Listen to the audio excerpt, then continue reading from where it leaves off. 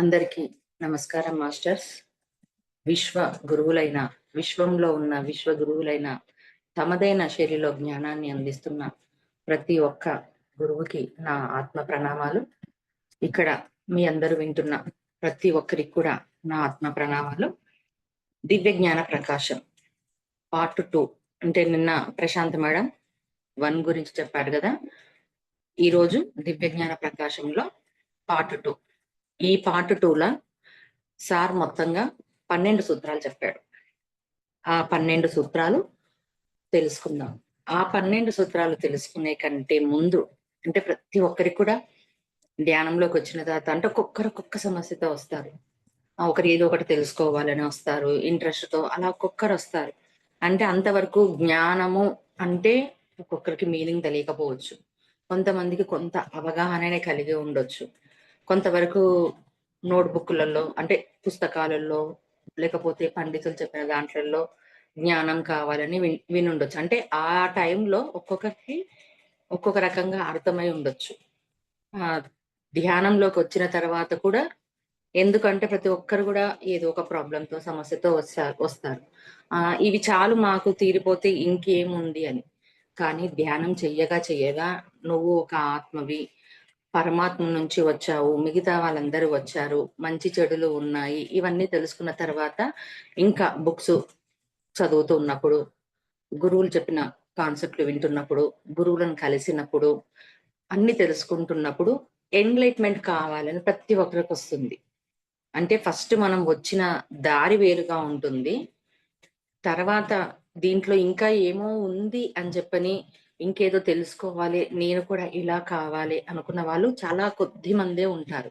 అంటే నాకు కూడా ఎన్లైట్మెంట్ అవ్వాలని ఉంది, ఆ దివ్య జ్ఞాన ప్రకాశం పొందాలని ఉంది అని. మళ్ళీ ఇది అందరికీ సాధ్యం అవుతుందా అంటే ప్రతి ఒక్కరికి సాధ్యం అవుతుంది మాస్టర్స్. ఇది కాదు అన్నది లేదు భూమి మీద. ఇది జరగదు, ఇది వీలవుతుందా, ఒకరికి ఉంటుందా అన్నది కాదు. అందరికీ జ్ఞానం ఇవ్వబడ్డది, అందరికీ సమానంగా ఇవ్వబడ్డది. వాళ్ళ తీరును బట్టి, వాళ్ళలో ఉన్న ఆ జిజ్ఞాసను బట్టి మాత్రమే వాళ్ళు పొందగలుగుతారు. అయితే ఫస్ట్ మనము జ్ఞానము, దివ్య జ్ఞానము, దివ్య ప్రకాశం గురించి తెలుసుకుందాం. అంటే ఈ 12 సూత్రాలు మనకు తెలియాలి అంటే ఈ 3 తెలియాలి.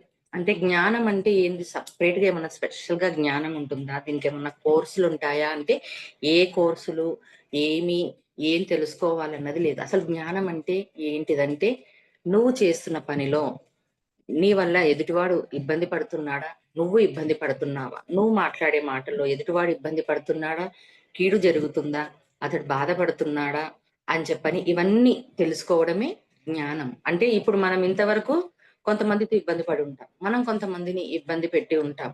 అదంతా కూడా అజ్ఞానం. జ్ఞానమని అనుకున్నాం కానీ అది అజ్ఞానం. అంటే అజ్ఞానాన్ని ఇది తప్పు, ఇది కరెక్టు, ఇలా చెయ్యకూడదు, ఇలా ప్రవర్తించాలి, ఇలా జీవించాలి, ఇదే జీవించే విధానము సరైనదని తెలుసుకోవడమే జ్ఞానం. ఇది ఎలా వస్తుంది ఈ జ్ఞానం అంటే ఎవరి అనుభవం ద్వారా వాళ్ళకు వస్తుంది. ఎవరెవరి పరిస్థితుల్లో వాళ్ళు ఉంటారు, వాళ్ళ కుటుంబ పరిస్థితులు ఎలా ఉంటాయి, వాళ్ళ సమస్యలు ఎలా ఉంటాయో వాటిని వారే సొంతంగా అంటే చిన్న సులభమైన మార్గం శ్వాస మీద ధ్యాస అన్న ధ్యానాన్ని ఇచ్చి పత్రిజీ గారు మనకు పరిచయం చేశాడు. నిజం చెప్పాలంటే అది పాతదే, మళ్ళా దాన్ని తీసుకొని వచ్చి ఇది తెలుసుకోండి అని. అంటే ఏం జరుగుతుంది ఇక్కడ, ఎవరిది వాడే జ్ఞానం సంపాదించుకుంటున్నారు. అంటే కర్మలు చూసుకోనో, ధ్యానం చేసుకోనో, లేదా సత్సంగాలు వినో, బుక్కులో ఇలా ఎవరికి ఏ దానికి కనెక్ట్ అవుతుంటారో అది తెలుసుకోవడం జ్ఞానం. అంటే ఏది సరైనది, ఏది సరికానిది, ఎలా జీవించాలి, ఎలా జీవించకూడదని తెలుసుకునేది జ్ఞానం. మళ్ళీ దివ్య జ్ఞానం. దివ్య జ్ఞానం అంటే ఏంటిది, ఇలా జీవించాలి, ఇలా జీవించడం వల్ల ఇలాంటి ప్రమాదాలు వస్తాయి, ఇలాంటి సమస్యలు వస్తాయి, ఇలా తెలుసుకోవాలి, నేను ఆత్మని, ఎదుటివాడు కూడా ఆత్మస్వరూపమే. భగవంతులు ఎవరు అంటే మనకన్నా వాళ్ళు సీనియర్లు, అంటే మనకన్నా ముందు జన్మించిన వాళ్ళు కూడా భూమి మీద జీవించి ఇలాంటి అనుభవాన్నే పొందారు. అంటే మనం ఇక్కడ వాసులం కాదు, పైలోక వాసులం. అందరం కూడా తిరిగి పైలోకాలకే వెళ్తారు.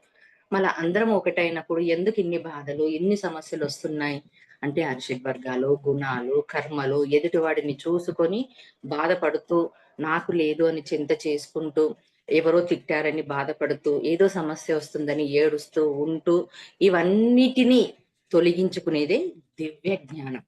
మళ్ళీ దివ్య జ్ఞాన ప్రకాశం అంటే ఏంటిది అంటే, ఏదైతే నువ్వు అనుభవంగా తెలుసుకొని ఆచరిస్తూ, ఆచరిస్తున్న దానికి నలుగురికి తెలియచేయడమే దివ్య జ్ఞాన ప్రకాశం. అంటే దీంట్లో ఏం జరుగుతుందంటే, నేను తెలుసుకుంటున్నాను, అలాగే మిగతా వారికి తెలుస్తున్నది, అలాగే విశ్వానికి కూడా సేవ చేయడం. అంటే విశ్వానికి కూడా లాభమే జరుగుతుంది కదా! అంటే విశ్వం అంటే ఏంటిదంటే భగవంతుడు. అంటే అంతటా వ్యాపించున్నాడు కదా భగవంతుడు. మన భగవంతునికి అందరూ మనం పిల్లలం. భగవంతుని పిల్లలం అంటాం కదా! అందరూ ఏడుస్తూ, బాధపడుతూ ఉంటే, దుఃఖంలో ఉంటే భగవంతుడు ఆనందంగా ఉంటాడా? అయ్యో! నా పిల్లలకి ఇలా అయ్యిందని. మన తల్లే చూడండి, తండ్రే చూడండి బాధపడుతూ ఉన్నప్పుడు, అయ్యో! మా పిల్లలు బాధపడుతున్నారు గదా! ఎలాగైనా సరే వీళ్ళకి ఈ బాధ తీరితే బావుండు. ఎలాగైతే ప్రాబ్లమ్ నుంచి బయటికి రావాలని అనుకుంటారో, అలాగే భగవంతుడు కూడా అలానే అనుకుంటాడు గదా! అంటే విశ్వం కూడా ఏంటిది? అందరూ బావుండాలని కోరుకుంటుంది. అదే దివ్య జ్ఞాన ప్రకాశము అంటే. అంటే మూడిటికి తేడా ఉంది. జ్ఞానము, దివ్య జ్ఞానము, దివ్య జ్ఞాన ప్రకాశం. మళ్ళీ ఈ 12 సూత్రాలు నిన్న చెప్పుకున్నవి, ఈరోజు చెప్పుకునేటివి మొత్తం కూడా ఈ 12 సూత్రాలు దేనికి ఉపయోగపడతాయంటే, మనం దివ్య జ్ఞాన ప్రకాశం అంటే ఆ ఎన్‌లైట్‌మెంట్ వైపు ప్రయాణం చేయడానికి ఉపయోగపడతాయి. అంటే చెప్పుకున్న ప్రతి పాయింట్‌లోనూ మనం దీంట్లో పాస్ అయ్యామా? ఫెయిల్ అయ్యామా? ఒకవేళ పాస్ అయ్యుంటే ఎంత పర్ఫెక్ట్‌గా ఉన్నాం? అంటే మొత్తంగా గూడా ఎవ్వరు కూడా ఒకేసారి పాస్ అవ్వరు. ఒకేసారి అంత తెలిసి ఉండదు. అంటే కొద్ది కొద్దిగా తెలుస్తుంది. అంటే 100% అన్నది ఎవ్వరికీ తెలవదు. అందుకే దీంట్లో సార్ చక్కగా 12 సూత్రాలని చెప్పాడు. ఆ 12 సూత్రాలను మనకు మన జీవితంలో అంటే ఇక్కడ సార్ చెప్పిన పాయింట్స్ అన్ని చెప్పుకుంటూ అన్ని స్టోరీస్ చెప్పాడు. అంటే ఇది రామాయణం కానివ్వండి, కొంతమంది మాస్టర్స్‌వి భగవద్గీత కానియండి, వాళ్ళే తీసుకొని చెప్పాడు. మరి మనకు ఈ పాయింట్స్‌ను మన జీవితంలో మనం ఇంప్లిమెంట్ ఎలా చేసుకోవాలన్నది ఇది ఎవరిది వాళ్ళే నిర్ణయించుకోవాలి. అంటే ఇప్పుడు నేనున్నాను. నేను తెలుసుకోవాలి. ఈ ఈ పాయింట్‌లో నేను ఎంత వరకు పాస్ అయ్యాను. దీంట్లో నేను ఎంత సరి చేసుకునేదుంది. ఇంకొద్దిగా ఎంత నేర్చుకునేది ఉందని ఇది నేను తెలుసుకోవాలి. అలాగే ఆ పాయింట్‌లో మీరు ఎక్కడి వరకు కరెక్ట్‌గా ఉన్నారు, కరెక్ట్‌గా లేరు. ఇంకా ఏం నేను ఆచరించాలి? ఇంకా నేను ఏ రకంగా సాధన చేయాలి? ఇంకా నేను ఏ రకంగా డెవలప్ అవ్వాలి? అన్నది ఇక్కడ ఎవరికి వారికే పరీక్ష. ఎవరికి వారే ఈ జ్ఞానాన్ని తెలుసుకోవాలి. ఇంకా మనం ఈ 12 సూత్రాల్లోకి వెళ్ళిపోదాం మాస్టర్స్. ఫస్ట్ సూత్రం. నేను ప్రతిదాన్ని 2 సార్లు చదువుతాను. ఫస్ట్‌ది సమాజం నుంచి సంక్రమించిన మానవ జీవితంలో ఎంత ఎత్తుకైనా ఎదగవచ్చు అని అవగాహన కలిగి ఉండడమే దివ్య జ్ఞాన ప్రకాశము. సమాజం నుంచి సంక్రమించిన మానవ జీవితంలో ఎంత ఎత్తుకైనా ఎదగవచ్చు అని అవగాహన కలిగి ఉండడమే దివ్య జ్ఞాన ప్రకాశం. అంటే చూడండి, అంటే మనం అందరం కూడా సమాజం నుంచి వచ్చాం గదా! సమాజం నుంచి సంక్రమించాం గదా! ఇక్కడనే పుట్టాం. ఇక్కడనే జీవితంలో ఎదుగుతున్నాం. అంటే పుట్టిందే మొదలు భూమి మీదనే ఈ సమాజంలో చుట్టూ ఎక్కడ ఉన్నా, ఎలా ఉన్నా జీవిస్తూ ఉన్నామా లేదా? దీంట్లో ఎంత ఎత్తుకైనా ఎదగవచ్చు. అంటే ఇప్పుడు నేనున్నాను, మీరున్నారు. ఎంత ఎత్తుకైనా ఎగరొచ్చు. అంటే నేను చెయ్యాలి అనుకుంటే, నేను సాధించాలి అనుకుంటే ఎంత ఎత్తైనా ఎదగొచ్చన్న అవగాహన చెప్పాడు చూడండి. ఇక్కడ అవగాహన మెయిన్ వర్డ్ అవగాహన గుర్తుపెట్టండి. కలిగి ఉండడమే. అంటే నేను ఎంత ఎదుకైనా ఎదగొచ్చు. నేను ఏం కావాలన్నా సాధించొచ్చు. నన్ను నేను ఎంతగా మార్చుకోవాలన్నా మార్చుకోవచ్చు అని కలిగి ఉండడమే దివ్య జ్ఞాన ప్రకాశం. మళ్ళీ దీనికి ఎగ్జాంపుల్‌గా నేను రీసెంట్‌లో ఒక వీడియో చూసాను. అంటే ఒక ఆమెని ఇంటర్వ్యూ చేస్తుంది. హ్మ్. చూస్తున్నప్పుడు ఏంటిదంటే జీ ఏది గవర్నమెంట్ దాంట్లో తను పని చేస్తుంది. ఒక స్వీపర్. అంటే ఊడ్చేటామె. ఆమెతో ఇంటర్వ్యూ చేస్తుంది. ఏంటిదబ్బా అని విన్నాను. తాను ఎలా చెప్తుంది అంటే తనకు చదువు రాదు. తనకు రాయడము రాదు. కానీ ఇప్పుడు మనం ప్రతిరోజు ఏదైతే మనం సబ్జెక్ట్ చెప్పుకుంటూ ఉంటున్నామో, అదంతా చెప్పేస్తుంది. జీవుడు ఎవడు? జీవాత్మ ఎవరు? భగవంతుడెవడు? పంచేంద్రియాలేంది? జ్ఞానేంద్రియాలేంది? అందులో ఉన్న పరమాత్ముడెవడు? అంతా ఆమె పాటల రూపకంలో అల్లుతూ, పాడుతూ చెప్తూ ఉంటుంది. పాడుతూ ఉన్నప్పుడు ఆమె క్వెషన్ ఏస్తుంది. "ఇదంతా మీకు ఎలా వస్తుందమ్మా మీకు" అని చెప్పంటే, నేను ఏ చదువు చదివానా? ఏదన్నా విన్నానంటే ఏం లేదు. అంటే ఖాళీ ఆమె ఊర్చటాను. అంటే చూడండి ఎంతగా ఉంది. "నీకెలా వచ్చింది ఇవన్నీ" అని అడిగింది. అడిగినప్పుడు ఏంది? నేను గురువుని ఆశ్రయించానని. అంటే జ్ఞానానికి ఏదైనా క్వాలిఫికేషన్ కావాలా? అంటే ఏది అవసరం లేదు. చదువులు కావాలనా, జాబులు కావాలనా, డిగ్రీలు కావాలనా, అర్హత కావాలనా అంటే కాదు. నేర్చుకోవాలే. నేను కూడా చెయ్యగలను. నేను కూడా సాధించగలను. నాకు కూడా వచ్చు. నాకు కూడా హక్కు ఉంది అని చెప్పని ప్రతి ఒక్కరికి ఉంది. అంటే నేను చాలా మందితో నేను మాట్లాడుతుంటాను గదా! నా వల్ల అవుతుందా? నేను చెయ్యగలనా? నేను చెప్పగలనా? నేను మార్చుకోగలనా? నా పరిస్థితిని నేను దాటగలనా? అని ఎన్నో సార్లు అడుగుతూ ఉంటారు. అంటే అడుగుతున్నప్పుడు ఏముంది? సంశయం ఉంది. ఎప్పుడైతే ఆ సంశయాన్ని తీసి పక్కన బెట్టేసి, నాకు ఎదుటివానికి సాధ్యమైనప్పుడు నాకెందుకు సాధ్యం కాదు? నేను ఎందుకు చెయ్యలేను? అని అవగాహన కలిగి ఉండాలి. అది ఉండడం వల్లనే ఏదైనా చెయ్యొచ్చు అని ఉండడం వల్లనే కరోనా టైంలో ప్రతి ఒక్కరికి నాకైతే అప్పటి వరకైతే జూమ్ తెలియదు. జూమ్ ఒచ్చేసింది. గూగుల్ మీట్ ఒచ్చేసింది. అంటే ఎక్కడెక్కడ ఉన్న వాళ్ళందరూ కూడా కలిసి వచ్చి ఇవన్నీ వచ్చాయంటే ఎలా వచ్చింది? అంటే ఏదైనా చెయ్యగలను అని చెప్పని అనుకుంటే వస్తుంది.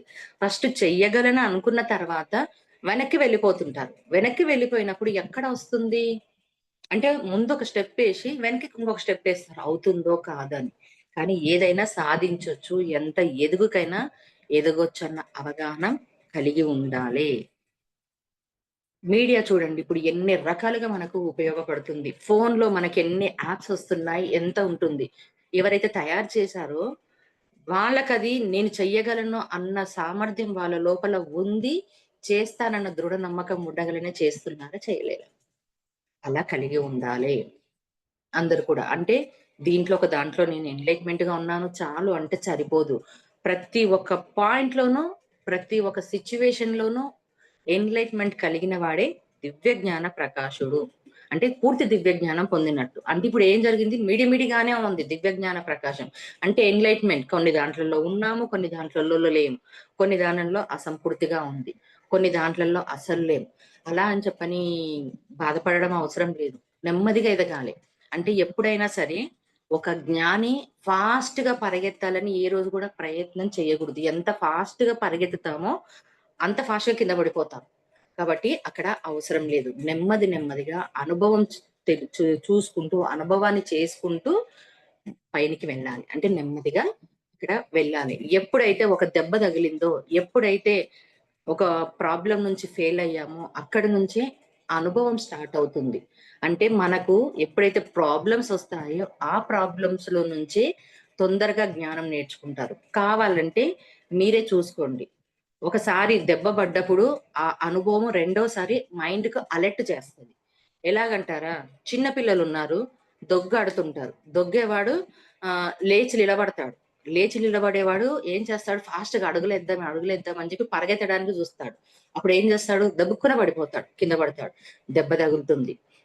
ఆ టైంలో అది గుర్తుపెట్టుకుంటాడు. ఒక డోర్ గానివ్వండి, ఒక గోడ గానివ్వండి, ఒక కడప గానివ్వండి. అప్పుడేం జేస్తాడు? మళ్ళా పరిగెత్తాలని ప్రయత్నం చేస్తాడు. ఆపుతాడా? దెబ్బ తగిలిందని ఆపుతాడా?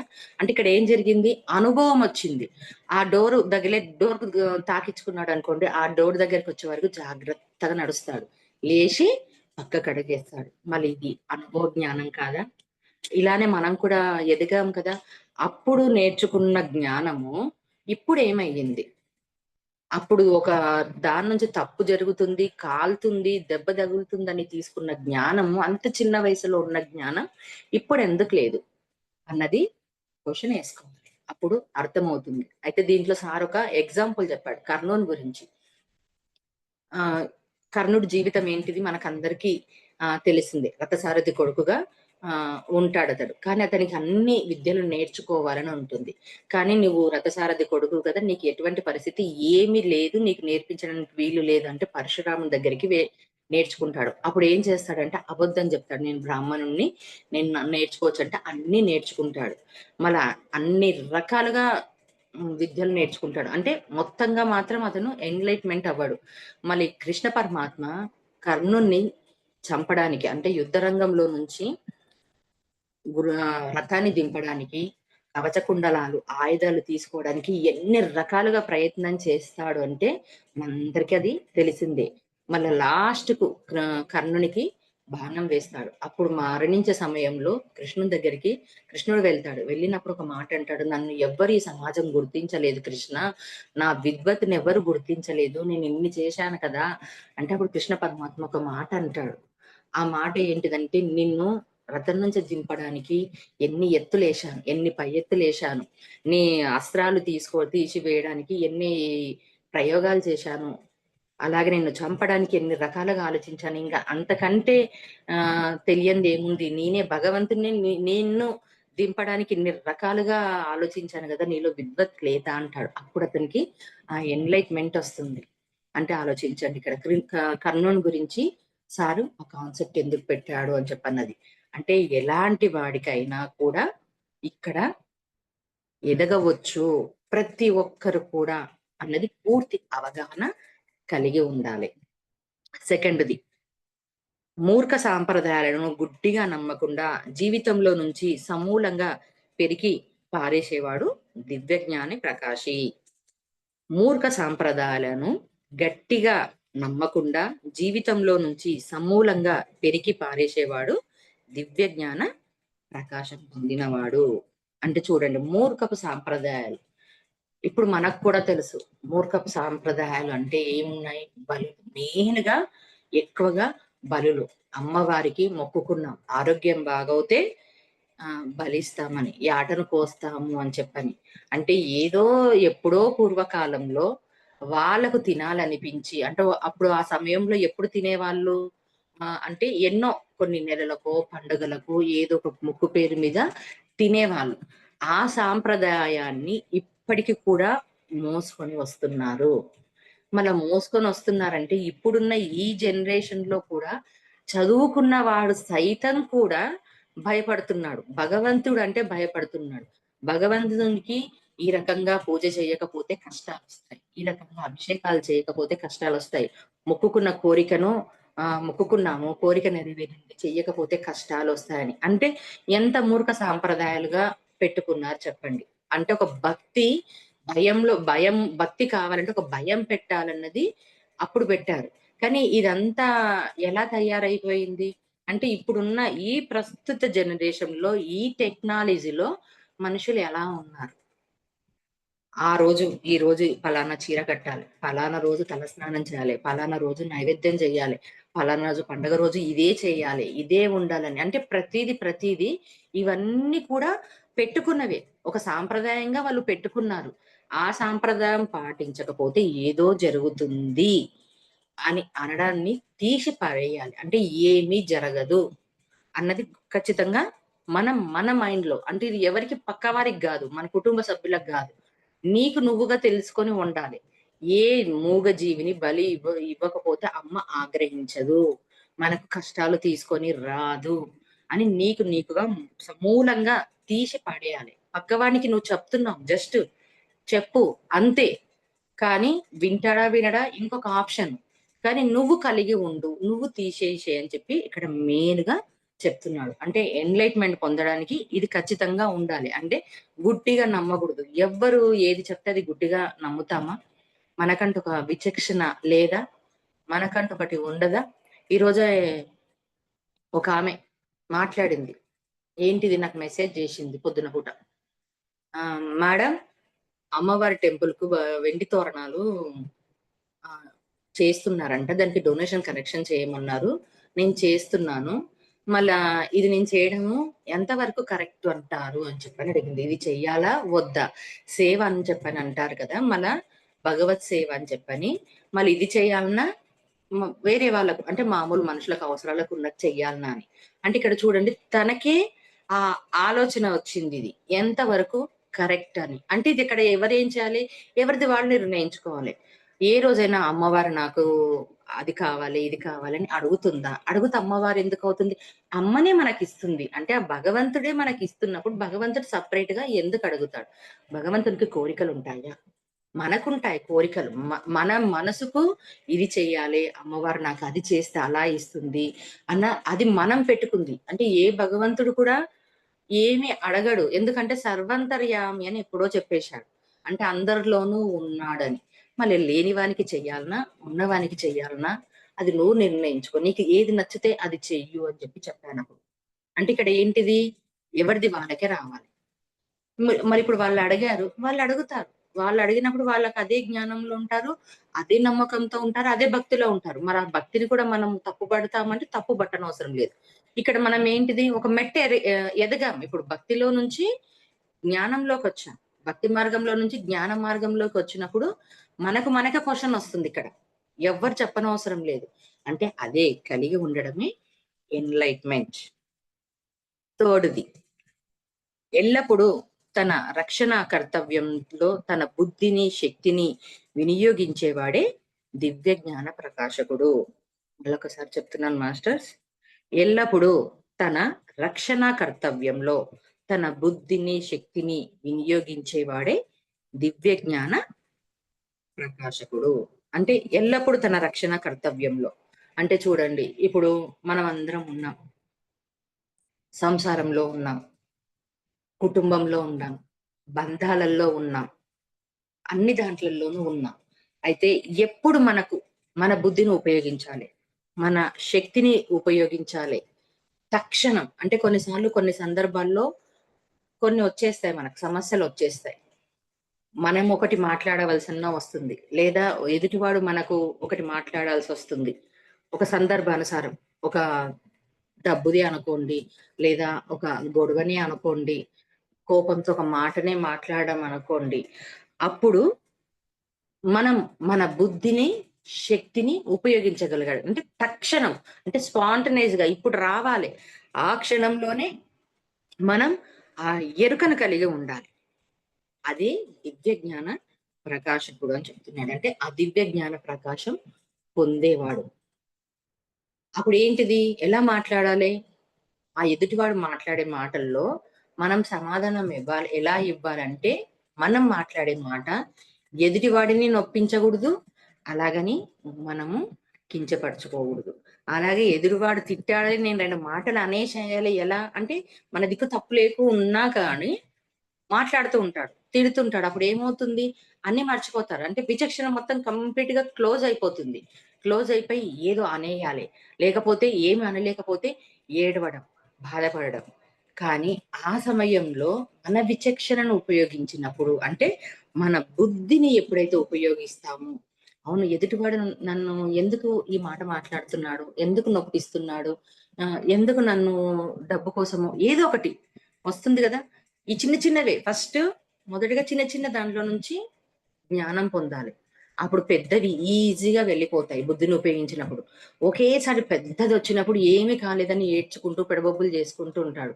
చిన్న సమస్యలను సమయస్ఫూర్తితో పరీక్షించుకోగలగాలి. మన బుద్ధిని అక్కడ ఉపయోగించుకోవాలి. అప్పుడు ఒక్క క్షణము ఆగాలి. ఎందుకితను ఇలా మాట్లాడుతున్నాడు? ఎందుకు నన్నితను ఇలా రెచ్చగొడుతున్నాడు? లేదా ఎదుటివాడిని కోపం తెప్పిస్తున్నాడు. కోపం తెస్తున్నప్పుడు నేనెందుకు కోపగించుకోవాలి? నేనెందుకు అనవసరంగా మాట్లాడాలి?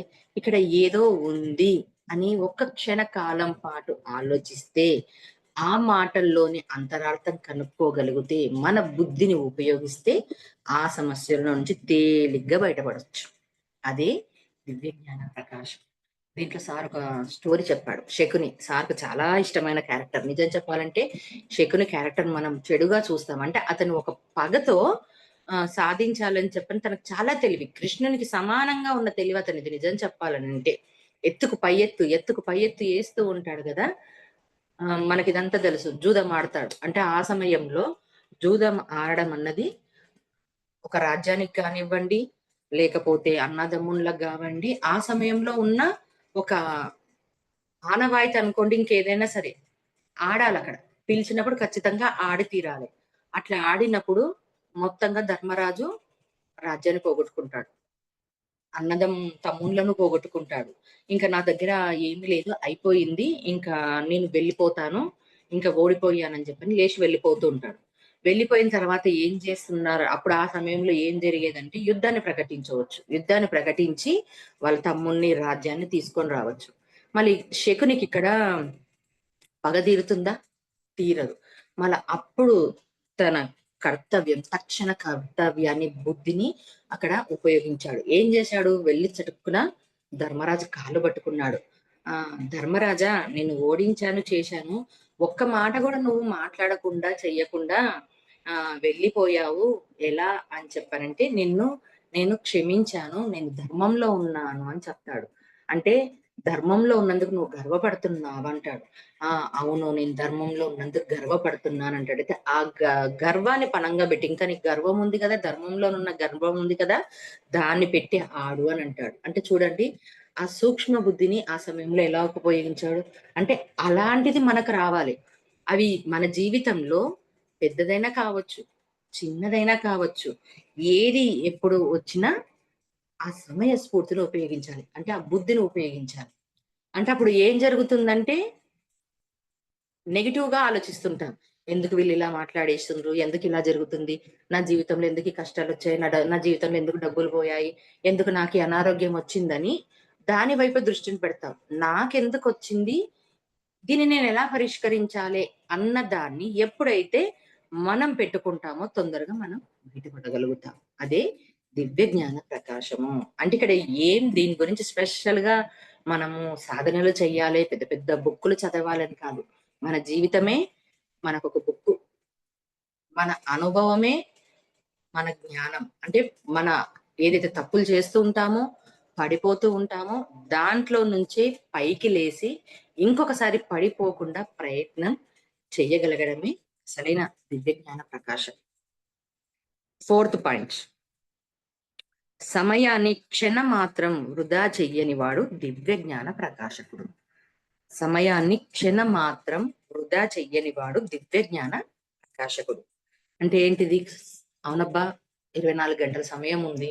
ఒక 8 గంటలు పండుకుంటున్నాం, లేదా 6 గంటలు పండుకుంటున్నాం. క్షణకాలం వృధా చేయకుండా ఉండాలి. ఓకే. దీన్నే దివ్య జ్ఞాన ప్రకాశకం అంటారా? అంటే క్షణకాలం. అంటే ఊపిరి పీల్చుకొని తీసుకున్నంతలో క్షణకాలం అయిపోతుంది కదా! అది కూడా వృధా చెయ్యమనంటే కాదు మాస్టర్స్ ఇది. ఏంటిది అంటే ధ్యానం చేసుకుంటూ ఉండాలి. హ్యాపీగా జీవిస్తూ ఉండాలి. కుటుంబంతో చక్కగా కలిసి ఉండాలి. ఆటలు, పాటలు, డాన్సు, మనకి ఏవేవి ఇష్టమో అవన్నీ చేసుకుంటూ ఉండాలి. అంటే ఎందుకు మళ్ళా ఇదంతా వేస్ట్ కదా అని అనుకోవచ్చు. వేస్ట్ కాదు. ఇది మన మనసుకు సంబంధించింది, మన ఆనందానికి సంబంధించింది, మన కుటుంబానికి సంబంధించింది, మన బాడీకి సంబంధించింది. చక్కగా పాటలు పాడుకోవాలి. సినిమాలు చూడాలి. సినిమాలలో కూడా ఎంతో చక్కని జ్ఞానం ఉంది. కార్టూన్ చూడాలి. కార్టూన్‌లలో కూడా ఎంతో జ్ఞానం ఉంది. అక్కడ ఏం జరుగుతుంది? మైండ్‌కు రిలాక్స్ అవుతుంది. అలాగే మనసుకు హాయిగా ఉంటుంది. ఎంటర్‌టైన్ ఇచ్చినట్టుగా ఉంటుంది. అలాగే జ్ఞానం పొందినట్టుగా ఉంటుంది. మళ్ళా క్షణకాలం వృధా చేయకుండా ఉంటున్నారా? అంటే ఇది ఎవరిది వాళ్ళే చెక్ చేసుకోవాలి. ఒకరోజు చార్ట్ రాసుకోండి. లేచిందే మొదలు నేను ఎంతసేపు పని చేస్తున్నాను, ఎంతసేపు ధ్యానం చేస్తున్నాను, ఎంతసేపు సత్సంగంలో పాల్గొంటున్నాను, లేదా ఎంతసేపు ఒక బుక్ చదువుతున్నాను. ఫోన్ మాట్లాడుతున్నప్పుడు నేను ఎంతసేపు ఫోన్‌లో మాట్లాడుతున్నాను, ఎవరితో మాట్లాడుతున్నాను, మాట్లాడినప్పుడు ఎంతసేపు మాట్లాడుతున్నాను, ఆ మాట్లాడిన సమయంలో నాకు ఉపయోగం ఉందా? ఎదుటివానికి ఉపయోగం ఉందా? పక్కవాని గురించి మాట్లాడుతున్నామా? అసందర్భమైన మాటలు మాట్లాడుతున్నామా? బాధ కలిగే మాటలు మాట్లాడుతున్నామా? ఇవన్నీ ఒక్కరోజు మీరు చెక్ చేసుకోండి. అర్థమవుతుంది. అంటే ఇచ్చిన దానికి సమయాన్ని క్షణకాలం మాత్రం వృధా చెయ్యని వాడు అని చెప్పాను. దాంట్లో ఎన్ని గంటలు ఫ్యామిలీకిస్తున్నాం, మన కోసం ఇస్తున్నాం, ఇంటి పనుల కోసం ఇస్తున్నాం, మన ఆత్మను సరిచేసుకోవడానికి, సెల్ఫ్ చెకింగ్ చేసుకోవడానికి ఎంతసేపు ఇస్తున్నామన్నది ఒక్కరోజు ఇది పాటించి చూడండి. ఒక చార్ట్ ఏసుకోండి. చార్ట్ ఏసుకొని లేదా ఓపికుంటే ఒక్క వారం రోజులు చార్ట్ ఏసుకోండి. ఎన్ని గంటల నుంచి ఎన్ని గంటల వరకు నిద్రపోతున్నా? ఎంతసేపు చూస్తున్నా? సినిమా జూశాం, సీరియల్ జూశాం, ఎదుటి వారితో మాట్లాడుతున్నాం.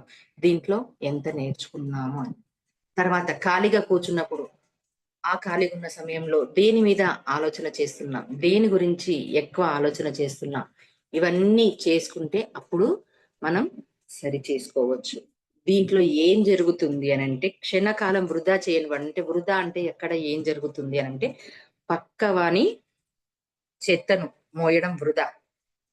అలాగే పక్కవాని కాని పనులు మనం చేయడం వృధా. పక్కవానిని చూసి కాల్చుకోవడం వృధా. అంటే ఏం చేస్తున్నాం వృధా అంటే, దీంట్లో ఇవి దొరుకుతాయో లేదో చూసుకోండి. అంటే అసలు సమయాన్ని వృధా చేయడం అంటే అనవసరమైన ఆలోచనలు, అనవసరమైన పనులు ఇవన్నీ చెయ్యకుండా మనం ఉండాలి. ఏం చేయాలి వృధా చెయ్యకుండా ఏం చేయాలంటే, మనకు ఏది కావాలనో ఆ నాలెడ్జ్ పెంచుకోవాలి. అంటే ప్రస్తుతం మనకే నాలెడ్జ్ కావాలి? దేని గురించి మనం బాధపడుతున్నాం? దానిలో నుంచి నేను బయటపడాలంటే ఎలాంటి నాలెడ్జ్ కావాలన్నది పెంచుకోవాలి. అలాగే మీకు ఆనందం కావాలి. ఏ రకంగా నాకు ఆనందం దొరుకుతుంది? ఎందులో దొరుకుతుంది? అని ఆనందం గురించి ఆలోచించాలి. ఏది ఇష్టమో దాన్ని ఆనందించండి. ఆనందించండి. అంటే మీకిది ఇష్టం. పలానా దాంట్లో నేనుంటే ఆనందంగా ఉన్నాం. దాంట్లో ఉంటూ ఆనందించండి. జ్ఞానాన్ని సంపాదించండి. పక్కవానికి పంచండి. అదే దివ్య జ్ఞాన ప్రకాశం. అప్పుడెందుకు శ్రమ వృధా అవుతుంది? ఏ సమయం కూడా వృధా కాదు. దీనికొక సామెత ఉంది. ఏంటిదంటే, పనిలేని మంగలివాడు పిల్లితల గొరికాడంట. అంటే ఈ సామెత మనకందరికీ తెలిసిందే. అంటే పనిలేని మంగళోడు పిల్లితలను కొరుకుతూ ఉన్నాడని. అంటే మంగలివాడు చేసే పనేంటిది? ఆ! కొరగడమే. తలను గొరగడమే. అంటే కటింగ్ చేయడమే. అంటే అతనికొచ్చిన పనేంటిది? ఇదే పని. మళ్ళా ఎవరు చెయ్యాలి? అంటే తానే చెయ్యాలి. ఎవరికి చెయ్యాలి? పిల్లికి చెయ్యాలి. అంటే తనకు వచ్చిన పనిని, నైపుణ్యాన్ని పెంచుకుంటున్నాడు. అంటే ఇది సామెతను తప్పుగా వాడబడింది. కానీ ఇది 100% కరెక్ట్. అంటే ఇప్పుడు మనం చేయాల్సిన పని గూడా ఇదే. అంటే మన కోసం మనమే పెంచుకోవాలి. సమయాన్ని పెంచుకోవాలి. ఎక్కడ వృధా పోతున్నాము? ఎక్కడ సమయాన్ని వృధా చేస్తున్నాము? దేంట్లల్లో ఇరుక్కుంటున్నాము అన్నది తెలుసుకోవాలి. మరి ఫిఫ్త్ పాయింట్. సృష్టిలో కార్యకారణ సంబంధం గురించి సమగ్రంగా తెలుసుకొని దేనికి ఆశ్చర్యపోని వాడే దివ్య జ్ఞాన ప్రకాశుడు. ఇది మోస్ట్ ఇంపార్టెంట్ పాయింట్. సృష్టిలో కార్యకారణ సంబంధం గురించి సమగ్రంగా తెలుసుకొని దేనికి ఆశ్చర్యపోని వాడే దివ్య జ్ఞాన ప్రకాశకుడు. సృష్టిలో చెప్పాడు ఇక్కడ. సృష్టిలో కార్యకారణ సంబంధం. అంటే ఆ సృష్టిలో మీరు ఉన్నారు, నేను ఉన్నాను, అందరూ ఉన్నారు. కార్యకారణ సంబంధం అంటే ఒక కార్యం వెనక ఖచ్చితంగా కారణం ఉంటుంది. అది లేకుండా ఏది జరగదు అని సమగ్రంగా అంటే విపులకంగా తెలుసుకుంటాడు. తెలుసుకొని ఏ రకంగా కూడా ఆశ్చర్యపోడతను. ఆ దివ్యజ్ఞాని ఎలా ఉంటాడంటే, ఇవన్నీ జరుగుతున్నాయి సృష్టిలో. నా జీవితంలోను, పక్కవాని జీవితంలోను, అందరిలోనూ ఎవరి జీవితంలో వాళ్ళకు ఎవరి లెవెల్స్‌లో వాళ్ళకు తగ్గట్టుగా ప్రతి ఒక్కరికి సమస్య ఉంది. నాకు ఉంది, ఎదుటి వానికి ఉంది. ఎందుకు ఉంది అంటే కార్యకారణ సంబంధం లేకుండా లేదు. అందరికి ఒక కారణం ఉంది. బావున్నాడు అంటే ఒక కారణం ఉంది. బాగాలేడు అంటే ఒక కారణం ఉంది. వీటిని సమగ్రంగా అంటే పూర్తిగా తెలుసుకొని ఇంకించుకోవాలి మన లోపలికి. అంటే ఆ అవగాహనను తెలుసుకొని ఓకే. దీనివల్ల ఇది జరుగుతుందా? ఈ సమస్య వల్ల ఈ సమస్య వస్తుందా? ఈ దానికి ఈ పనిష్మెంట్ ఇవ్వబడుతుందా? అని పూర్తిగా తెలుసుకున్నప్పుడు, పూర్తి జ్ఞానం వచ్చినప్పుడు అతడు ఆశ్చర్యపోడు, బాధపడడు. అంటే ఎలా ఉంటాడు? బ్యాలెన్స్‌గా ఉంటాడు. ఓకే. నాకిది జరుగుతుంది. నాకు కార్యకారణ సంబంధం ఉంది. అంటే నేను ఒకప్పుడు ఇది నేను చేసున్నాను. చేసున్నాను కాబట్టే నా జీవితంలో ఇలా జరుగుతుంది. అదొక కష్టం కానివ్వండి, ఒక అనారోగ్యం కానివ్వండి, ఒక డబ్బు సమస్య కానివ్వండి. అలాగే ఎదుటివానికి జరుగుతూ ఉంది. ఎదుటివానికి జరిగినప్పుడు గూడా అతను కూడా ఇలానే ఏదో ఒకటి చేసున్నాడు. చక్కగా ఉన్నాడు. ఆరోగ్యంగా ఉన్నాడు. ఆనందంగా ఉన్నాడు. ఓకే. అతడు గత జన్మల్లో ఎన్నో పుణ్యాలు చేశాడు. సేవ చేశాడు. మంచిగా ఉన్నాడు. కాబట్టి ఇప్పుడు ఇతడు చక్కగా ఉన్నాడు. ఇంకొక వ్యక్తి అనారోగ్యంతో ఉన్నాడు. ఏడుస్తున్నాడు. బాధపడుతున్నాడు. డబ్బుల కోసం ఉన్నాడు. ఓకే. అతని జీవితంలో కూడా ఇది జరిగి ఉంది అని తెలుసుకోవాలి. అదే ఆశ్చర్యపోకుండా, బాధపడకుండా, చెయ్యకుండా ఉన్నవాడే దివ్య జ్ఞాన ప్రకాశం. నిజం చెప్పాలంటే మాస్టర్ ఇది నా అనుభవమే చెప్తాను. నేనెప్పుడైతే సార్ దగ్గరికి పరిచయం జరిగిందో, ఈ డ్రీమ్స్‌ని ఎప్పుడైతే నేను నావి నేను చూసుకుంటూ, మిగతా వాళ్ళవి చెప్తూ విన్నప్పుడు, నేను ఎంత జ్ఞానం తెలుసుకున్నానంటే, ఇంక చెప్పలేనది. చెప్పడానికి గూడా మాటలు చాలవు. అంటే ఆ కళను డీకోడ్ చేసుకుంటూ ఉన్నప్పుడు గూడా, ఓకే. ఇలా ఉంటే ఇలాంటి సమస్యలొస్తాయా? ఇలా మార్చుకోవాలనా? ఇలా మాట్లాడాలనా? మాట్లాడే విధానంలో కూడా ఇంత సూక్ష్మంగా ఉంటుందా అని. ఎన్నో తెలుసుకున్నాను నేను. అది కాదా దివ్య జ్ఞాన ప్రకాశం, మనది కాకుండా పక్కవాంది కూడా చూస్తున్నప్పుడు, ఓకే, ఈ సమస్యకు ఈ కర్మ ఉంటుందా? దీని ద్వారా మనిషి అహంలోకి వెళ్ళినప్పుడు, గుణాలలో ఉన్నప్పుడు తనని తాను మర్చిపోయి ఎంత అజ్ఞానంతో తప్పు చేశారు. ఈ దానికి ఈ పనిష్మెంట్, ఈ డబ్బు సమస్య, భర్తతో సమస్య, పిల్లలతో సమస్య, అనారోగ్య సమస్యలతో బాధపడుతున్నానని నేను తెలుసుకుంటూనే ఉన్నాను. ఇంకా తెలుసుకుంటూనే ఉన్నాను. అంటే ఎంత తెలుసుకుంటూ ఉన్నా కూడా ఇది ఉందా అని అర్థం అవుతూ ఉంది. అంటే ఆశ్చర్యం అనిపించట్లేదు. అప్పుడు ఒకప్పుడు ఆశ్చర్యం అనిపించేది. ఏది ఈ దానికి ఇలా ఉంటుందా? ఇలా చెయ్యకూడదా? ఇలా మాట్లాడాలనా అని చెప్పని. అంటే ఇదంతా కూడా ప్రతి ఒక్కరి జీవితంలో కార్యకారణ సంబంధంతోనే జరుగుతుంది అని పూర్తి సమగ్రంగా అంటే విపులంగా అవగాహన చేసుకోవాలి. ఎక్కడికెళ్ళొస్తుంది ఈ అవగాహన అంటే మన జీవితంలో జరిగే సంఘటనలే మనకు నేర్పిస్తుంది.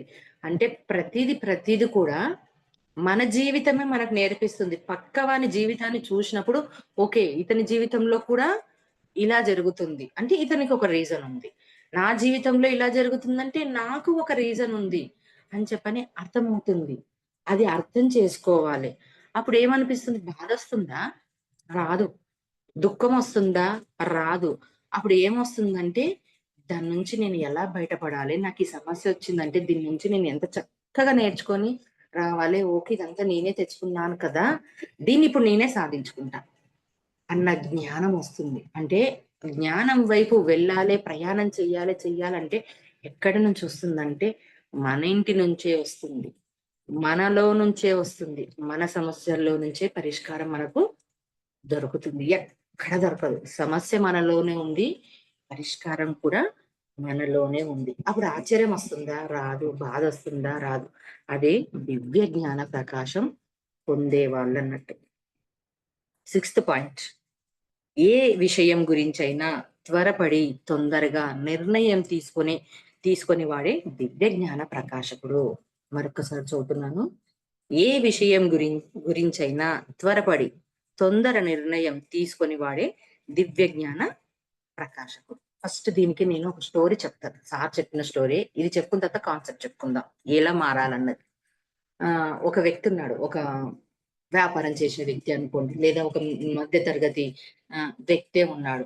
అతనికి డబ్బు కావాలి. సరిపోవట్లేదు. ఇంకా ఎక్కువ సంపాదించాలన్న ఆశ వచ్చింది. ఆ ఆశ ఏమైపోయింది అంటే అతను ఇంకొక దేశానికి వెళ్ళిపోయాడు. అంటే ఒక రాజ్యం వేరే దేశం అనుకోండి. ఏదైనా వెళ్ళాడు. అక్కడ ఒక 15 సంవత్సరాల పాటు అంటే భార్యను, పిల్లలను వదిలేసి దేశయాటన అంటారు గదా! అలా వెళ్ళాడు. వెళ్ళిన తర్వాత ఒక 15 సంవత్సరాలు కష్టపడి చేసి డబ్బును సంపాదించాడు. 15 సంవత్సరాల తర్వాత తన భార్యను, పిల్లలకి కలవాలని చెప్పని తన సొంత ఊరికి, తన సొంత ఇంటికొస్తాడు. ఆ సమయంలో వచ్చే వరకు అతనికి చీకటవుతుంది. చీకటవుతూ ఉన్నప్పుడు అంటే ఆ సమయంలో లైట్లు లేవు గదా! చిన్న దీపపు వెలుతురే ఉంటుంది. అలా కిటికీ దగ్గర తొంగి చూస్తాడు. అయితే తన భార్య గనిపిస్తుంది. తన భార్య పక్కన ఒక యువకుడు కనిపిస్తాడు. ఒక అందంగా గనిపిస్తుంటాడు. ఆమె పక్కన పండుకొనుంటాడు. అప్పుడు ఒక్కసారిగా అతనికొక ఆలోచనొస్తుంది. ఏంటిది? నా భార్య నేను వెళ్ళిపోతే, డబ్బు సంపాదించడానికి వాళ్ళ కోసం నేను వెళ్ళిపోతే, తిను ఇంకొకనితో కాపురం చేస్తుందా? అని చెప్పని పట్టరాని కోపమొస్తుంది. కోపమొచ్చి కత్తి తీస్తాడు. తీసి చంపేద్దాము అని చెప్పని ఇంట్లోకి ప్రవేశిస్తాడు. అయితే ఒక్కసారిగా కత్తి తీసి చంపేయాలనుకునే సమయంలో అతనికి ఒక పేపర్ కనిపిస్తుంది. ఆ పేపర్‌లో అంటే ఒక తాళపత్రం అనుకోండి. ఆ పేపర్ కనిపించినప్పుడు ఆ పేపర్‌లో ఒక వాక్యం కనిపిస్తుంది. ఏ వాక్యం అంటే తొందరపడి ఏ నిర్ణయం తీసుకొని వాడే జ్ఞాని అంటే దివ్య జ్ఞాని అని రాసి ఉంటుంది. అది చదువుతాడు. తొందర పడొద్దా? అని చెప్పని ఒకసారిగా ఆలోచిస్తాడు. ఆలోచించి ఆ దీపాన్ని వెలుతురుని పెంచుతాడు. పెంచినప్పుడు ఆ అబ్బాయిని జూస్తాడు. ఆ అబ్బాయి ఎవరు అనంటే తన కొడుకే. అంటే అప్పుడెప్పుడు జూశాడు? 5 సంవత్సరాల వయసులో ఉన్నప్పుడు అతను చూశాడు. ఆ సమయంలో చిన్న పిల్లవాడు. పోలికలను చూస్తాడు. అంటే ఆ నిమిషంలో కత్తి పడేస్తాడు. అంటే అతనిలోన ఏమైపోయింది? తొందర పడలేదు.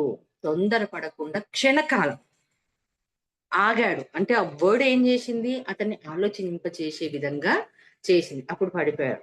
అంటే చూడండి, ఈ కథ ద్వారా ఎప్పుడైతే మనం తొందర పడతామో, అంటే తొందరపడి ఒక మాట అనేయడము, బాధ పెట్టడము, ఒక నిర్ణయం తీసుకోవడం.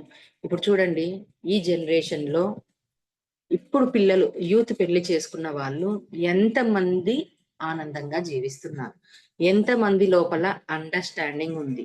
చిన్న చిన్న దానికి తప్పులు బాధలు లాస్ట్కి ఎలా వస్తుందంటే డైవర్స్ వరకు, లేదా సూసైడ్ అటెంప్ట్ చేసుకునే వరకు. పిల్లల విషయంలో కూడా ఏదైనా తప్పు చేస్తే సూసైడ్ అటెంప్ట్ వరకు. అంటే ఇక్కడ ఏం జరుగుతుంది? ఆ నాలెడ్జ్ లేకుండా పోతుంది. ఎందుకు ఆ నాలెడ్జ్ దొరకట్లేదంటే పెద్దవాళ్ళు లేరు. పెద్దవాళ్ళు ఉన్నా చెప్తే వినేవాళ్ళు లేరు. అలా అయిపోయింది.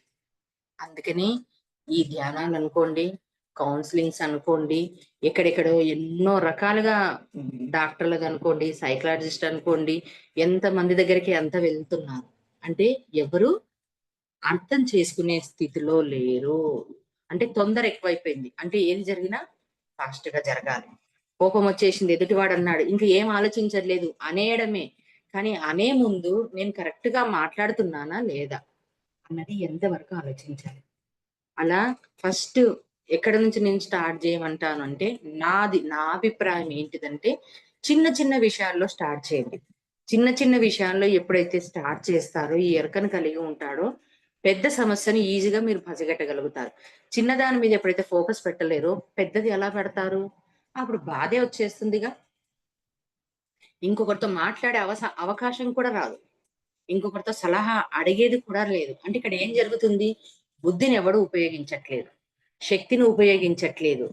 సమస్య నాకొచ్చేసింది, నేనేం చెయ్యాలి? ఈ సమస్య ఎప్పుడు ఎళ్ళిపోవాలి? ఎలా ఎళ్ళిపోతుంది?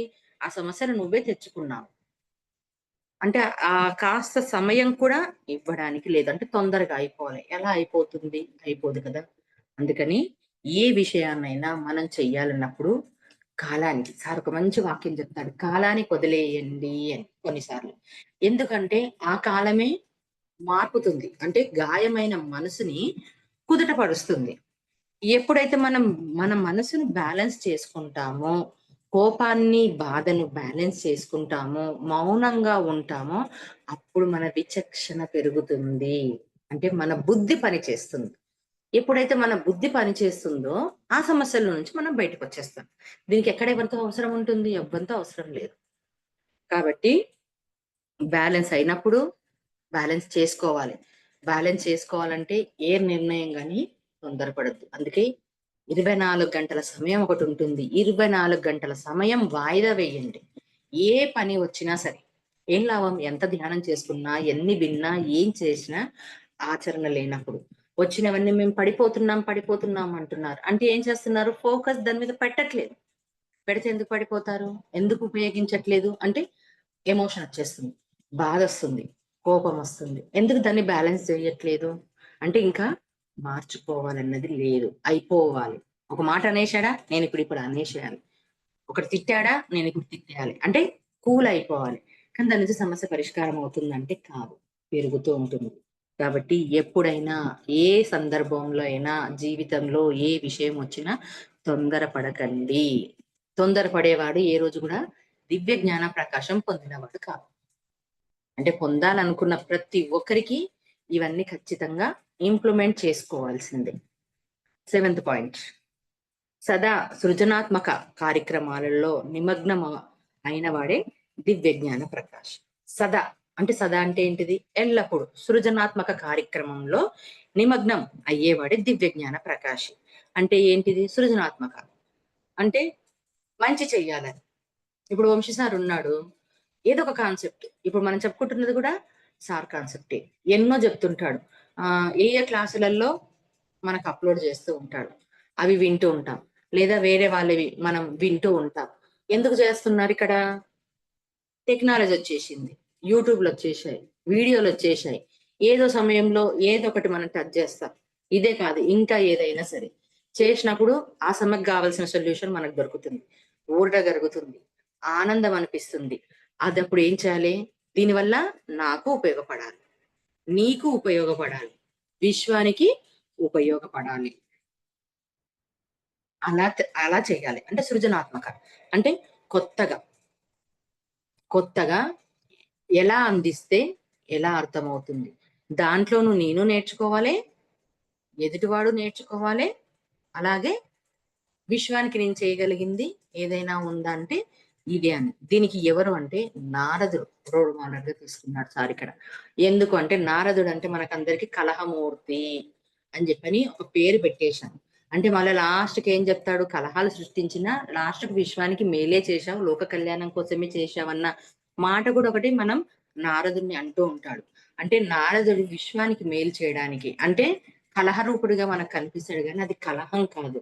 వాళ్ళది వీళ్ళకి చెప్పడం, వీళ్ళది వాళ్ళకి చెప్పడం వల్ల మంచి చేస్తున్నాడక్కడ.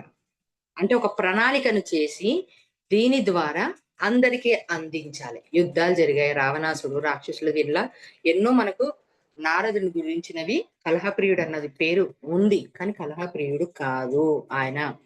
అలా ఎన్ని రకాలుగా ఆయన జ్ఞానాన్ని ఉపయోగించాడు. దాంట్లో ఏం చేసింది? మేలే జరిగింది. అంటే ఇక్కడ మనం చేసే పనుల్లో కూడా మనం చేసే జ్ఞానం అనుకోండి, ఒక పని అనుకోండి, ఏదైనా మనకు ఉపయోగపడాలి. ఎదుటి వారికి ఉపయోగపడాలి. విశ్వానికి ఉపయోగపడాలి. ఇది చేస్తున్న పని సరే, ఇది చేస్తున్నాం బావుంది అని మనం అనుకుంటాం. కానీ దీంట్లో మనం చెప్పేది ఎంతవరకు కరెక్ట్‌గా చెప్తున్నామో, ఎంతవరకు నేను చెప్పేది కరెక్టేనా అన్నది చేస్తున్న పని కానీ మనకు మనమే పరిశీలించుకోవాలి. మళ్ళీ దీంట్లో కూడా ఒకటుంది. వచ్చేసింది కదా అని ఏదో చెప్పడము, చేయడం అన్నది కాదు. ఎంతవరకు కరెక్ట్ ఉంది? చేసే దాంట్లల్లో. దీని నుంచి ఎవరికైనా ఉపయోగం ఉందా? నాకు ఉపయోగం ఉందా? విశ్వానికి ఉపయోగం ఉందా? ఇప్పుడు ఫోనే ఉంది చూడండి. మీకు ఉపయోగపడుతుంది. నాకు ఉపయోగపడుతుంది. వరల్డ్ వైస్‌గా అందరికి ఉపయోగపడుతుంది. అవుతుందా లేదా? అలాంటి పనులు కలిగి ఉన్నవాడే దివ్యజ్ఞాని. Eighth point. ప్రతి క్షణము పరిశ్రమిస్తూ అన్ని రకాల కళల్లో ప్రావీణ్యత కోసం ప్రయత్నించేవాడే దివ్యజ్ఞాన ప్రకాశకుడు. ప్రతి క్షణం పరిశ్రమిస్తూ అన్ని రకాల కళల్లో ప్రావీణ్యతను కోసం ప్రయత్నం చేసేవాడే దివ్య జ్ఞాన ప్రకాశకుడు. అంటే ప్రతి క్షణం పరిశ్రమిస్తూ ఉండాలి. అన్ని రకాల కళలు. అందుకే మనకు పత్రి సార్ చెప్పాడు చూడండి. మనకు వంశీ సార్ కానివ్వండి, అన్నీ నేర్చుకోండి. అన్నీ తెలుసుకోండి. అన్ని కళలు నేర్చుకోండి. ఇది నాకు రాదు అన్నది లేనే లేదు. మనకు నచ్చింది, మనకి ఇష్టమున్నది ప్రతీదీ నేర్చుకోవాలి. అందుకే డాన్స్ చేయమంటారు. ఆర్ట్ చేయమంటారు. ఆహ్, ఫ్లూట్ వాయించమంటారు. మ్యూజిక్ నేర్చుకోమంటాడు. మళ్ళీ ఇవన్నీ ఉన్నాయిగా. అన్ని ఎంటర్‌టైన్‌మెంట్‌లున్నాయి గదా! నది స్నానం చేయమంటాడు. ట్రెక్కింగ్ చేయమంటాడు. టూర్‌లకి వెళ్ళమంటాడు. పాటలు పాడమంటాడు. డాన్స్ చేయమంటాడు. అంటే కేవలం కళ్ళు మూసుకొని, లేచి ఏదో విన్నామా, చదివామా అంటే కాదు. అన్ని కళలు ఉండాలి. పరిశ్రమించాలి. మనకంటూ మనకొకటి ఇష్టం ఉంటుంది. ఆ ఇష్టాన్ని మనం ఫుల్‌ఫిల్ చేసుకోవాలి. అన్ని కళలు నేర్చుకోవాలి. దీనికి ఎగ్జాంపుల్‌గా ఏంటిదంటే లక్ష్మణ కుమారుడిని తీసుకుందాం. లక్ష్మణ కుమారుడు తెలుసు గదా! దుర్యోధనుని కొడుకు. ఇది సినిమాలలో చూసుంటారు లక్ష్మణ కుమారుడు గురించి. అతడు ఎలా ఉంటాడని. అతనికి యుద్ధం చేయమని చెప్పని వీళ్ళడుగుతాడు. ఎందుకంటే నువ్వు రాజువి కదా! రాజు కొడుకు గదా! యుద్ధం చెయ్యాలని. కానీ అతనికి అది రాదు. అతనికి మిగతా కళలంటే ఇష్టం.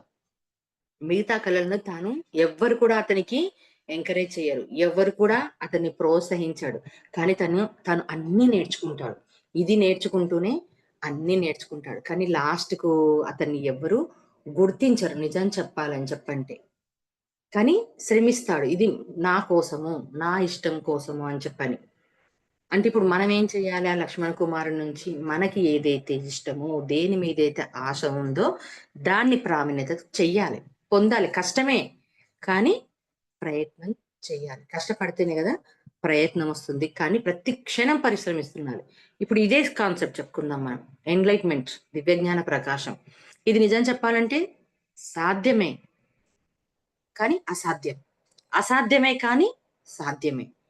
కానీ శ్రమించాలి. తప్పదు కదా! కావాలి గదా! కావాలన్నప్పుడు ప్రావీణ్యత సాధించాలి. ఇది కూడా ఒక కలే నిజం చెప్పాలంటే. అంటే అన్ని కళలు ప్రయత్నించాలి. ఎంతవరకు నేర్చుకున్నావన్నది పక్కన పెట్టేద్దాం. 1%, 2% నాకు వచ్చి ఉండాలి. అంటే ప్రతీదీ నాకు ఏది అడిగినా వచ్చి ఉండాలి అని అన్ని కళలల్ల తెలుసుకొని ఉండాలి. మరి నైన్త్ పాయింట్. నాకే అన్నీ తెలుసు అని అనుకోకుండా, నాకు కూడా కొంత తెలుసు అనే అవగాహన కలిగిన వాడే దివ్య జ్ఞాన ప్రకాశకుడు. మరొకసారి చదువుతున్నాను. నాకు అన్నీ తెలుసు అని అనుకోకుండా, నాకు కూడా కొంత తెలుసు అని అవగాహన కలిగిన వాడే దివ్య జ్ఞాన ప్రకాశకుడు. ఇక్కడనే చూడండి పడిపోయేది అందరూ కూడా. నాకు అన్నీ తెలుసు అనుకునేవాడు మూర్ఖుడు. Simple point. నాకు కొంత కూడా తెలుసు, నాకు కొంత తెలుసు అనేవాడు జ్ఞాని. కొంత తెలుసు. మొత్తం తెలుసుకోవడం అసాధ్యము. విశ్వంలో ఎంతో ఉన్నాయి. ఈ విశ్వమేనా? కోటానుకోట్ల విశ్వం ఉంది. ఎన్నో లోకాలున్నాయి. నేర్చుకోవడానికి ఎన్నో ఉన్నాయి. కానీ నాకు కూడా కొంత తెలుసు. అంటే ఏమవుతుంది? నాకు కూడా కొంత తెలుసు అన్నప్పుడు అహంలోకి వెళ్ళకుండా ఉంటాం. నాకు తెలుసు అనుకున్నామనుకోండి, అహం వచ్చేస్తుంది. కొంతమందితో మాట్లాడుతున్నప్పుడు అవును నాకు తెలుసు అని అనుకున్నామనుకోండి, ఇప్పుడు గురువు దగ్గరనే ఉన్నాడు. గురువు దగ్గరికి వెళ్ళినప్పుడు ఏదైనా చెప్తున్నప్పుడు, అవును సార్ నాకిది తెలుసు అన్నామనుకోండి, అది అక్కడికే ఆగిపోతుంది. అవును సార్ దాని మీద నాకు కొద్ది నాలెడ్జ్ ఉంది అని అనుకున్నప్పుడు, ఓకే. ఇతనికి కొద్ది నాలెడ్జే ఉంది గదా! ఇంకొంత నాలెడ్జ్ ఇద్దామని ఆ గురువు అందిస్తాడు. అలా నాకు అన్నీ తెలుసు అంటే ఏమి తెలుసుకోకుండా ఉంటాం. అంటే ఏమవుతుందంటే ఎదుగుదల అక్కడి వరకే ఆగిపోతుంది. ఎదగాలని అనుకున్నామనుకోండి, నాకు కూడా కొంత తెలుసు. మొత్తంగా నాకింకా తెలియదు. తెలుసుకుంటున్నాను అని అనుకునేవాడే దివ్యజ్ఞాని. 10థ్ పాయింట్. తెలుసుకోవడానికి అవధులు లేవు అని తెలిసిన వాడే దివ్యజ్ఞాని. మళ్ళీ చెప్తున్నాను. తెలుసుకోవడానికి అవధులు లేవు అని తెలిసిన వాడే దివ్యజ్ఞాని. అంటే చూడండి. మనకు తెలుసుకోవాలంటే ఎంతో ఉంది. అవధులు లేవు. అంటే ఇంతనే ఉందా? ఆహ్, అంటే లేదు. ఎంతో ఉంది అని తెలుసుకున్న వాడే దివ్యజ్ఞాని. ఏంటిది అంటే కొంతమందుంటారు. ఇది ఇలానే ఉంటుంది. సృష్టి అంటే ఇలానే ఉంటుంది. ధ్యానం అంటే ఇలానే ఉంటుంది. సబ్జెక్ట్ అంటే ఇలానే ఉంటుంది. ఇంకొకలా ఉండదు. ఇంకొకలా చెప్పేదంతా అబద్ధమని ఇట్లా కొంతమంది వాళ్ళకి తెలిసింది వాళ్ళు నమ్మిన దాన్నే మూర్ఖంగా చెప్తూ ఉంటాడు. అలాంటి వాళ్ళకు ఎన్‌లైట్‌మెంట్ అని చెప్పుకోవడానికి కూడా వీలు లేదు. అంటే అవధులు లేవిక్కడ నేర్చుకోవడానికి. చెప్పండి. ఎన్ని లోకాలున్నాయి? ఏ లోకం గురించి తెలుసుకుంటావు? నక్షత్ర మండలాలున్నాయి. ఋషి మండలాలున్నాయి. కింద లోకాలు ఉన్నాయి. అలాగే ఇప్పుడు వాస్తు శాస్త్రం ఉంది. నక్షత్ర శాస్త్రం ఉంది. ఋషి శాస్త్రం ఉంది. ఎన్ని ఉన్నాయి. అంటే ఇవన్నీ నాకు తెలుసు అంటే అయిపోతుందా? అంటే లేదు. అంటే అవధులు లేవు. ఇన్ఫినిటీ ఎంతైనా తెలుసుకోవచ్చు. తెలుసుకున్న కొద్దీ ఇంకా, ఇంకా, ఇంకా ఉంది. అందుకనే 9థ్, 10థ్ ఖచ్చితంగా ఎన్‌లైట్‌మెంట్‌కు అడ్డు నిజం చెప్పాలి అనంటే, నాకు కొద్దిగానే తెలుసు. తెలుసుకుంటున్నాను. ఇంకా నేర్చుకోవాల్సింది చాలా ఉందబ్బా! కానీ ఉన్నంత వరకు నేను తెలుసుకుంటూనే ఉంటానని. దీనికి ఎవరు అంటే ఏకలవ్యుడు మాస్టర్స్. ఏకలవ్యుని గురించి ప్రతి ఒక్కరికి తెలుసు. ఏకలవ్యుడు విలువిద్య నేర్చుకోవాలనుకుంటాడు. కానీ అతనికి నేర్పడు. నేర్పినప్పుడు ఏం చేస్తాడు? గురువుని ఒక బొమ్మగా చేసుకొని అతడు నేర్చుకుంటాడంటాడు. కానీ కాదు. ఏకలవ్యుడు ఏం చేస్తాడంటే ధ్యానంలోకి వెళ్ళి తన విజ్ఞానమయ కోశంలో కనెక్ట్ అవుతాడు. అంటే ఇక్కడ భౌతికంగా నేర్చుకోవాలి. సాధ్యం కాలేదు. ధ్యానం చేసి తన విజ్ఞానమయ కోశంలో నుంచి గురువు యొక్క విజ్ఞానమయ కోశానికి కనెక్ట్ అయ్యి ఆ విద్యనంతా నేర్చుకుంటాడు. అంటే ఇక్కడనే ఉందా నేర్చుకోవడానికి? ఇక్కడ సాధ్యం కాలేదు. పైలోకాలకు వెళ్ళాడు. ధ్యానం జేశాడు. తన విజ్ఞానమయ కోశాన్ని యాక్టివ్ చేసుకున్నాడు. గురువు విజ్ఞానమయ కోశానికి కనెక్ట్ అయ్యాడు. ఆ విద్యనంతా నేర్చుకున్నాడు. విద్యనంతా నేర్చుకొని వచ్చి ఇక్కడ ఇంప్లిమెంట్ చేసుకున్నాడు. ఇది ఎలా అంటారా? ఇది సాధ్యమేనా? అంటే సాధ్యమే. ఎందుకు సాధ్యం కాదు అంటే, ఇప్పుడు మనం ఏదైతే డ్రీమ్స్ సబ్జెక్ట్ చేస్తున్నామో, డ్రీమ్స్ వరల్డ్ సబ్జెక్ట్ మనం చేస్తున్నామో, ఇదంతా కూడా మనకు దొరుకుతున్నది. మళ్ళీ జ్ఞానం దొరుకుతుందన్నా, కర్మలన్నా, మనలో ఉన్న లోపాలు సరిచేసుకోవడాలు, టెస్టులు, ట్రైనింగ్‌లు, హాస్టల్ ఎక్స్‌పీరియన్స్ ఇవన్నీ ఎక్కడి నుంచొస్తున్నాయి? అక్కడి నుంచే గదా మనం తెచ్చుకుంటున్నది. అంటే ఏకలవ్యునికి సాధ్యం అయ్యింది. మనకు కాదంటే మనకు కూడా అవుతుంది. మనం కూడా ఎంతైనా తెలుసుకోవచ్చు. గురువుల నుంచి ఎంత డాటా మనం తీసుకోవాలనో అంత డాటా తీసుకోవాలి.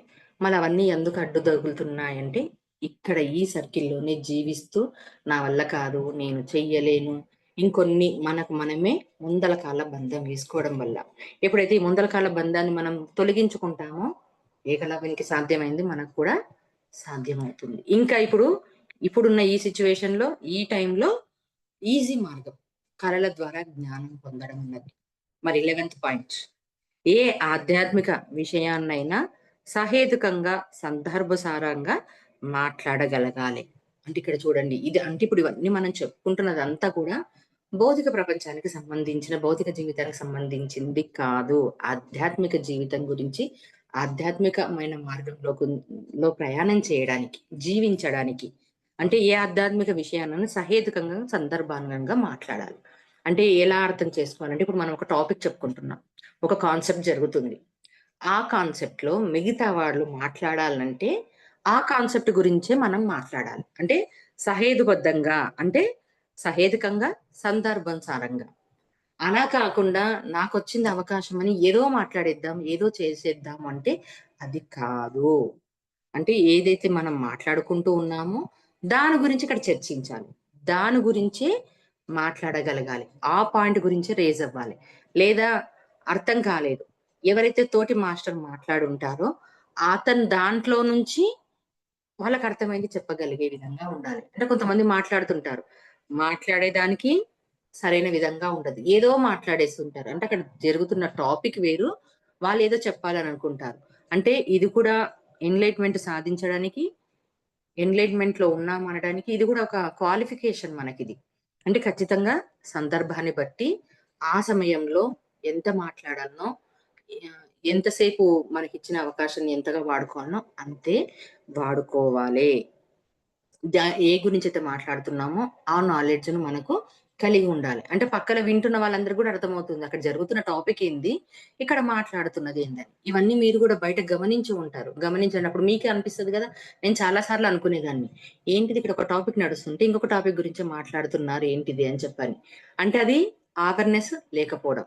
ఆ అవేర్‌నెస్‌ని కూడా పూర్తిగా మనకు కలిగి ఉండాలి. మళ్ళీ లాస్ట్ పాయింట్ 12థ్, ఉన్నది ఉన్నట్టుగా, లేనిది లేనట్టుగా మాట్లాడడంలో, జీవితంలో దేనికి ఏడువని వాడే దివ్య జ్ఞాన ప్రకాష్. మరొకసారి చదువుతున్నాను. ఉన్నది ఉన్నట్టుగా, లేనిది లేనట్టుగా మాట్లాడడంలో, జీవితంలో దేనికి ఏడువని వాడే దివ్య జ్ఞాన ప్రకాశకుడు. అయితే ఎప్పుడు కూడా ఆధ్యాత్మికమైన విషయంలో, అంటే ఈ ఆధ్యాత్మిక ప్రయాణంలో, ఈ జీవితంలో, అంటే భౌతిక జీవితంలో కొన్ని తప్పదు. కొన్ని సందర్భానుసారంగా కొన్ని మాట్లాడాల్సొస్తది. కానీ స్పిరిచ్యువల్ మార్గంలో ఉన్నప్పుడు, స్పిరిచ్యువల్‌లో ఉన్నప్పుడు ఏది అంటే ఉన్నది ఉన్నట్టుగా మాట్లాడాలి. ఆధ్యాత్మిక విషయంలో ఖచ్చితంగా ఉన్నదున్నట్టుగా మాట్లాడడం రావాలి. ఇది నాది, ఇది నేననుకుంటున్నది ఇది, నేను ఇది చెప్పాలనుకున్నది ఇది, నేను తెలుసుకున్న సత్యం ఇదని ఉన్నదున్నట్టుగా చెప్పాలి. అది కూడా నిజం చెప్పాలంటే కష్టమే, కానీ మాట్లాడగలగాలి. దీనికి ఎగ్జాంపుల్‌గా విదురుడు, చిన్న టాపిక్‌లో అర్థమైపోతది విదురుని స్టోరీలో. విదురుడు మంత్రి అవుతాడు గదా! ఎవరికి? ఆ! ధృతరాష్ట్రునికి. గుడ్డివాడు కదా! ఎప్పుడైతే ధృతరాష్ట్రుడు రాజ్యం కావాలని సింహాసనం పైన కూర్చోవాలనుకుంటాడో, విదురుని కూడా మంత్రిని చేయాలనుకుంటాడు. మంత్రిగా వచ్చినప్పుడు అంటే ఒకటి ఉంటుంది కదా పట్టుకోవడానికి. ఎప్పుడైతే అతడు ఆ మంత్రి స్థానాన్ని తీసుకొని చేతిలో పట్టుకున్నప్పుడు, అతడు ఉన్నది ఉన్నట్టుగా చెప్పేస్తాడు. చూడండి, ఇప్పుడు రాజు అవుతున్నాడు. అప్పుడు ఏమంటాడు? గుడ్డివానికి రాజ్యం చేసే అవకాశం లేదు, రాజయ్య యోగ్యత లేదని చెప్పేస్తాడు చూడండి. అంటే విదుర నీతి అని మనకు తెలుసు గదా! ఉన్నదున్నట్టుగా అర్హత లేదు, ఇది ధర్మశాస్త్రంలో చెప్పబడింది అని చెప్పేస్తాడు. అంటే ఇక్కడ పెట్టిందెవరు? ధృతరాష్ట్రుడే. ఆయనను మంత్రిగా ఎంచుకున్నాడు. కానీ ఏం చెప్పాడు? ఉన్నది ఉన్నట్టుగా చెప్పాడు. అలా మనము చెప్పగలగాలి. దేంట్లో? ఈ స్పిరిచ్యువల్ వేలో, ఈ మార్గంలో ఉన్నప్పుడు. బయట జీవితంలో ఉన్నప్పుడు దానికి తగ్గట్టుగా మారాలి. తప్పదు. అలా ఉండాలి. కానీ ఉన్నది ఉన్నట్టుగా మాట్లాడాలి. లేనిది లేనట్టుగా చెప్పాలి. ఇది లేదా? లేదని చెప్పాలి. నాకు తెలియదా? తెలియదని చెప్పేసేయాలి. ఏమో అండి కొంచెం తెలిసేమనింది మిడి జ్ఞానంతో చెప్పకూడదు. నీకేమనిపిస్తుంది? ఇది కరెక్టా? నాకిది కరెక్ట్ అనిపిస్తుందని ఉన్నది ఉన్నట్టుగా మనం చెప్పగలగాలి. మళ్ళీ ఈ మాట్లాడే విషయంలో దేనికి ఏడవని వాడే అన్నాడు. మళ్ళీ ఇలాంటి సందర్భం వచ్చింది. వచ్చినప్పుడు ఏడవకుండా ఉండాలనా? ఏడవద్దు. అవుతుంది. ఇబ్బంది పడుతూ ఉంటాం. పడిపోతూ ఉంటాం. అయినా సరే, సరే ఒక దెబ్బలో నుంచి నేను తేరుకొని ఈసారి నెక్స్ట్ చక్కగా ముందుకు వెళ్తాను అని ఏడవకుండా ఆ జ్ఞానాన్ని పొందాలి. అతనే దివ్య జ్ఞాన ప్రకాశకుడు. Okay masters. Thank you. Thank you very much అండి.